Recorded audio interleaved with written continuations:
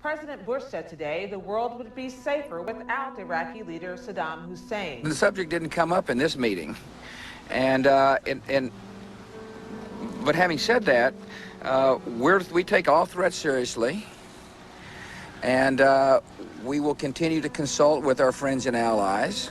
I know there's this kind of intense speculation that seems to be going on, a kind of a, I don't know how you would describe it. It's kind of a churning. Frenzy. Frenzy is how the Secretary would describe it.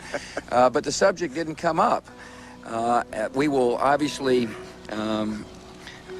continue to consult with our friends and allies, and those are needed consultations. Not only will we consult with friends and allies, we'll consult with members of Congress. Several U.S. allies, including Canada and Germany, have said they need better evidence Iraq is developing weapons of mass destruction before they will support a military strike. The Obama administration said today that it believes the Syrian government has used chemical weapons, but it stopped short of saying that the regime had crossed the so-called red line, which would trigger a U.S. response. When mortars are being fired on civilians and people are being indiscriminately killed, to use potential weapons of mass destruction on civilian populations. A senior Israeli military intelligence official Tuesday pointed to the images streaming from Syria that day last month as one example of evidence chemical weapons are being used in Syria. A revelation no government has publicly stated with such certainty. The Assad regime has murdered tens of thousands of people, in your words. Does this rise to the level of a genocide?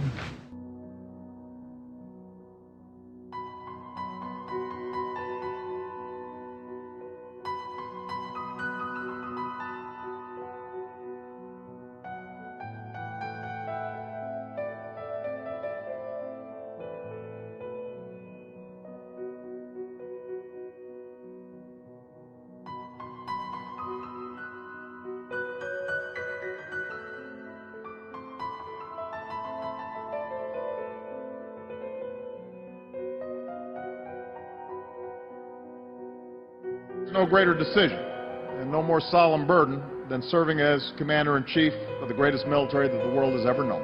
As President Bush himself has said, America must and will keep its word to the men and women who have given us so much. So even as we Americans may at times disagree on matters of foreign policy, we share a profound respect and reverence for the men and women of our military and their families, and we are united in our determination to comfort the families of the fallen and to care for those who wear the uniform of the United States.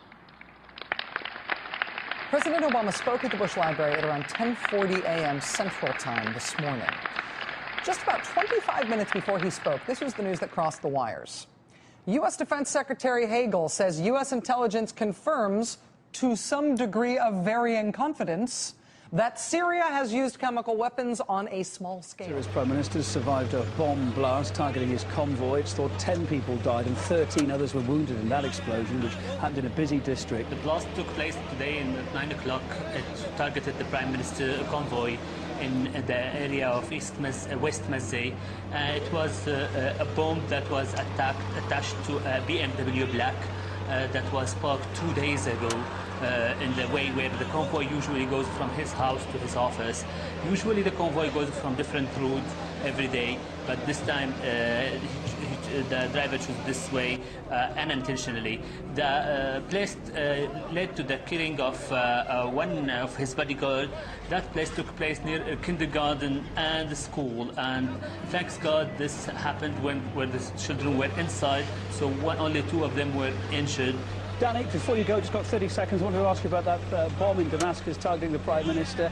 This bomb went off near a school, near a kindergarten. What does it say about maybe the tactics of the rebels here? Later, state TV broadcast images it says were of al-Halki chairing an economic committee meeting, seemingly unfazed. Allahu Akbar! Takbir! Allahu Akbar!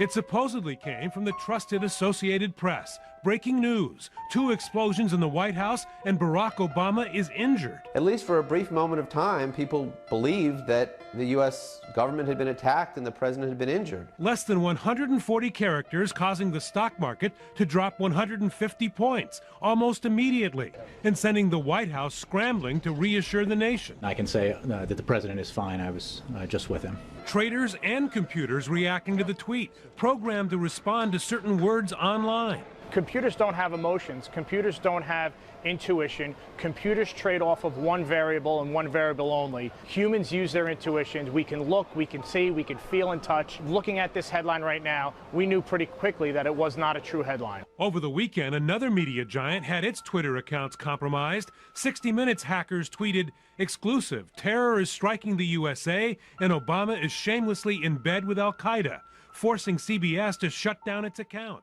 A Syrian rebel group took credit for the AP breach using a not very sophisticated technology. Rebels seized the convoy of around 20 UN peacekeepers near the Golan Heights Wednesday. The capture was announced in online videos and confirmed later by the UN. The rebels demand forces loyal to President Bashar al-Assad pull back from a nearby rebel-held village called Jalan.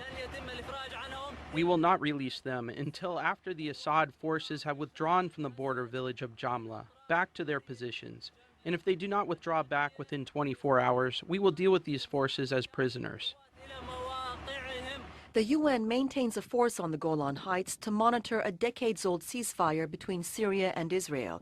But rebels accuse the peacekeepers here of helping Assad forces retake Jamla.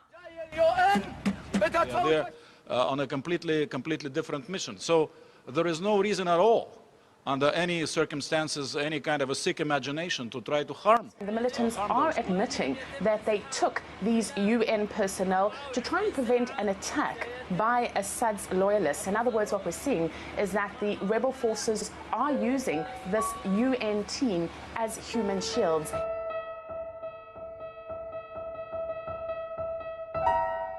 Hello, good morning. The UN personnel here are safe, and the Free Syrian Army are treating us good and nice. We cannot go home because the government of Assad do not stop the bombing. To our family, we hope to see you soon, and we are okay here. Thank you. كل من يحمل السلاح ويعتدي على المواطنين هو إرهابي، سواء كان قاعدة أم غير قاعدة. فإذا أردنا أن نقسم الإرهابيين لقاعدة وغير قاعدة هذا ممكن وهذا حقيقة، ولو أن القاعدة الآن هي الحالة الطاغية في سوريا من تحت عنوان جبهة النصرة. أما مصطلح المقاتلين المعتدلين فهو أسلوب أمريكي للتبرير أمام شعوبهم.